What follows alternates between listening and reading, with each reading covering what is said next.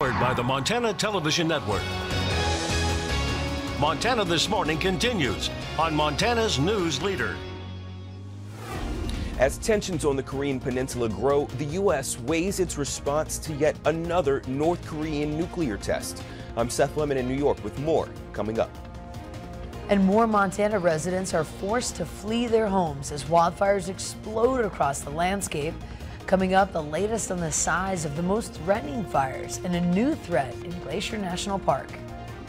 Good morning, 6:30 on this Tuesday. Our top story this morning, South Korea now conducting more military drills in the wake of North Korea's latest nuclear test.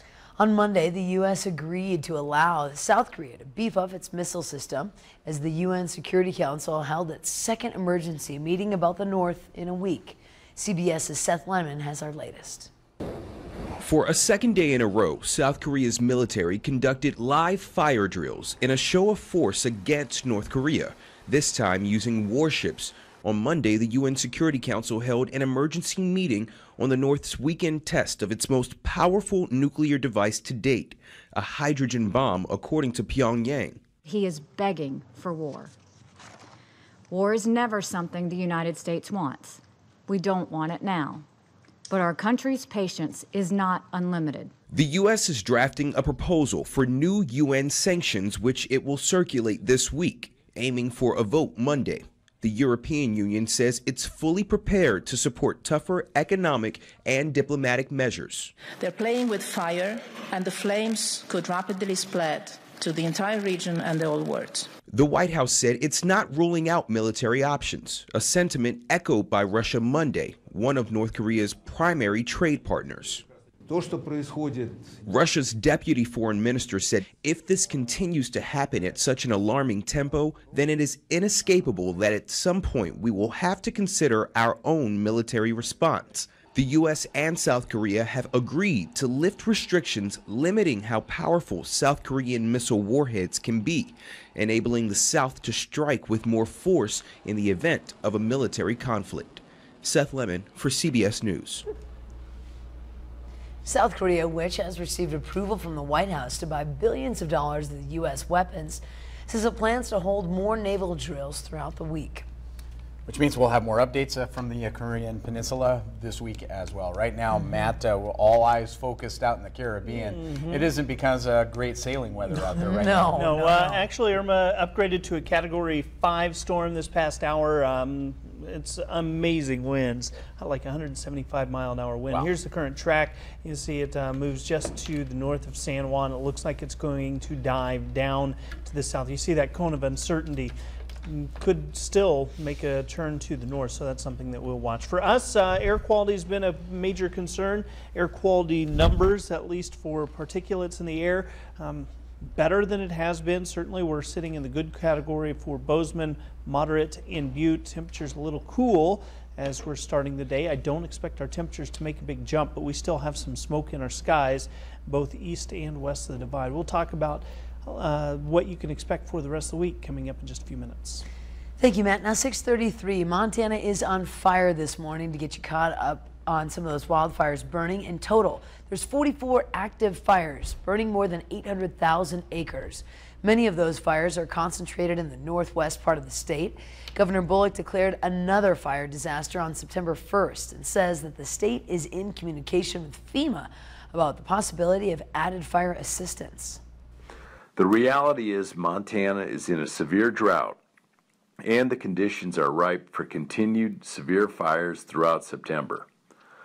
Local, state, and federal partners are working together to ensure we are and will continue to use every available resource to fight these fires. Now staying on topic, multiple evacuation orders are in place for the areas around Seeley Lake, including Missoula and Powell counties. Rice Ridge fire only 7% contained. Red flag warning for that area in place through last evening. Top priority for firefighters is structure protection, aided by crews on the ground and air tankers. Shelter for evacuated residents has been set up in Missoula. And the Myers fire has now grown another 15,000 acres. Sunday, there was high fire activity in the south, and the east sides of those flames have spread to the east of the Continental Divide. Monday's fire activity was moderate with lower temperatures and increased humidity. The Frog Pond and Moose Lake areas are still under evacuation. Firefighters say that they expect warmer temperatures and winds to pick up again today, which could drive those flames again. Now, the Gallatin County Sheriff's Office is sending deputies to help in Sanders County, where Highway 200 complex fires are currently burning. That fire burned more than 8,000 acres. Sheriff's deputies will assist the Sanders County law enforcement with serving evacuation notices and keeping people out of the firefighting areas. 3rd Sheriff's Deputy has also been deployed with his National Guard unit. And Montana is getting a much-needed boost for its disaster and emergency responses thanks to a new grant. Senator John Tester announced that the state will receive $3.3 million in funding from federal agency management agencies. The grant aims to help improve emergency and disaster response and management throughout Montana at local, state, and tribal levels. With more than 800,000 acres burning from wildfires from across the state, Tester says that this is critical for the remainder of fire season.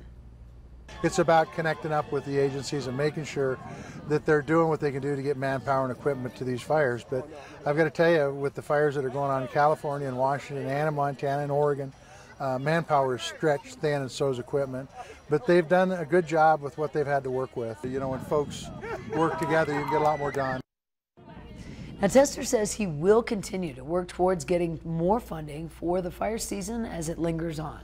And it still lingers on. The Sprague fire that prompted evacuations over the weekend on the west side of Glacier National Park has grown to more than 13,000 acres. Current evacuation area includes Lake McDonald Lodge, Sprague Creek Campground, the Avalanche Campground, and about 55 private residences. Wind drove the Sprague fire toward Mount Brown, a steep area directly across from Lake McDonald Lodge complex. As MTN's Nicole Miller reports, while the blaze didn't reach the lodge area yet, fire managers say that area not out of the woods. Again, last night the fire nearly doubled in size, but the good news is it did not get as far as we thought it might. Glacier National Park's Lake McDonald Lodge did not see the Sprague fire reach it overnight. 45-mile-an-hour winds drove it down the north side of Mount Brown, where the fire is now threatening 500-year-old cedar forests. The fire did move quite a bit westerly. And it kind of checked up against a different tree species regime. It's checked up against the cedar hemlocks. It was in kind of more of a spruce fir, and it moved further south into the Walton drainage. And while the fire didn't reach Lake McDonald Lodge, fire managers are still concerned it could and taking every precaution. East wind-driven fire is rare, so we are assessing what's going on, making sure that we have our plan intact. The folks are out still doing some structure protection around the North Lake McDonald area and the Avalanche Creek area. Here at the fire camp, a Type 2 Incident Command team is stationed with about 127 members. And not only are they stationed here, but all of the supplies they're using to fight the fire are as well. Local Flathead Valley fire departments are using supplies like hoses and sprinklers to protect the lodge if the fire does reach it. We've had great county and state assist on this fire.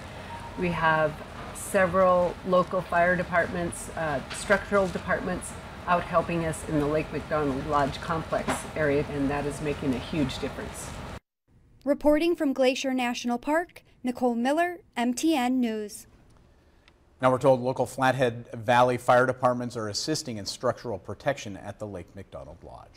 And Southwest Montana fire managers have amended fire restrictions after issuing a Stage 1 restriction on Friday, meaning that open campfires were only allowed in designated camping areas and metal rings. The amended restrictions are now prohibiting all campfires. And you got to stay with us. Your weekly Montana Made Product of the Week is up next. In a moment, we head to the north to catch on to a crackling craze of organic snacks. But first, time to check in with our friends at New York to see what's topping as CBS This Morning at 7 o'clock. Good morning. Ahead on CBS This Morning, we're in Miami with the preparations underway for Hurricane Irma. Plus, women are taking part-time barista jobs at Starbucks for the baby benefits, while the company is offering coverage for expensive IVF treatment. And Amtrak's new CEO is in Studio 57. We'll see you at 7.